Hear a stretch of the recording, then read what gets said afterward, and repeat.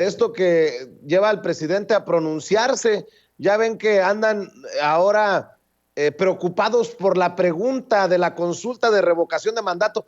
Ya a 11:45, ahora con la pregunta. Y dice el presidente, el fondo está claro, ¿vas a querer o no vas a querer? Se hacen bolas en la Suprema, en el INE, por todos lados, Renata. Sí, querido Vicente, a mí pues me da un poco de desesperación ver cómo parte del Estado mexicano, en este caso el INE, en específico el INE y el Poder Judicial, de pronto no han sabido darse cuenta o no se han querido dar cuenta que estamos viviendo tiempos de transformación y se han quedado como atrás, ¿no? Como si siguiéramos en el viejo régimen, tratando de meter temas de fondo, desde mi punto de vista, los tratan de disfrazar con procedimientos. Entonces, lo mismo hizo el INE la consulta popular y el Poder Judicial, que se metieron al tema de la pregunta, que yo entiendo, ¿no? La Suprema Corte tiene que ver que las preguntas sean constitucionales y etcétera, pero mi preocupación siempre es que se ponga por encima el procedimiento que la causa justa y la necesidad de tener esta revocación de mandato.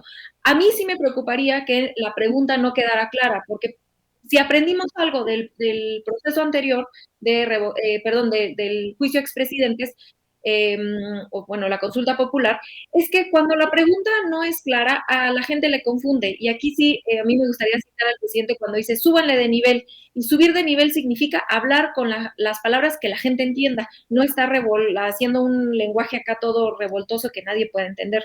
Eso ya no, eso no debería ser algo que le enorgullece a la gente. Tenemos que hablar para que la gente nos entienda, para eso sirve el lenguaje.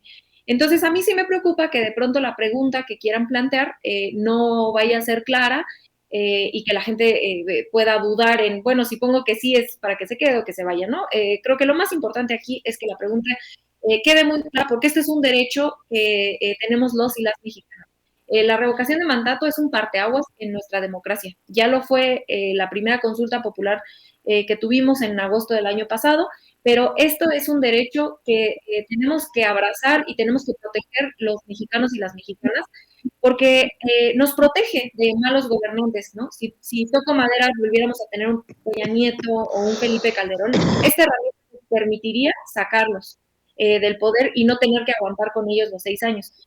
Es además un ejercicio pedagógico. Esto nos sirve a los mexicanos y a las mexicanas hacer porque muchos de la oposición dice, bueno, ¿para qué lo vamos a hacer si ya sabemos que AMLO va a quedar, o va a salir que sí se quede AMLO y entonces es un circo?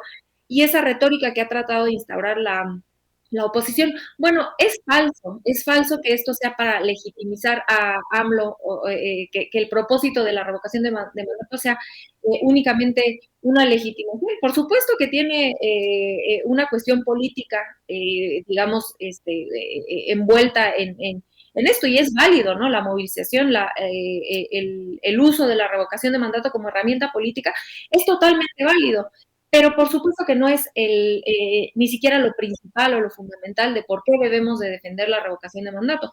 Lo principal, por lo que creo yo tenemos que defenderla, es una, porque fue una promesa de campaña y las promesas de campaña se cumplen. Y dos, creo que porque, como ya decía yo, es un ejercicio pedagógico para la ciudadanía.